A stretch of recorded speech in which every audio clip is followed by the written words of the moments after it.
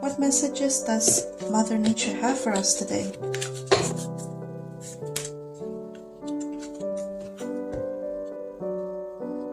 Sweet child, I am looking at you, I'm watching you. I am hurting that you are hurting. I am hurting that you are not resting. You are my pearl, my gem. I treasure you, but do you treasure yourself? Be the wise person, be the bigger person. Tolerate others, tolerate your other sisters. Be more bonded with your sisterhood. We are all equal, yet we are different. But this different makes us lovable in our own way. Be giving, be sharing, be kind. Because each of us can help each other reach stars.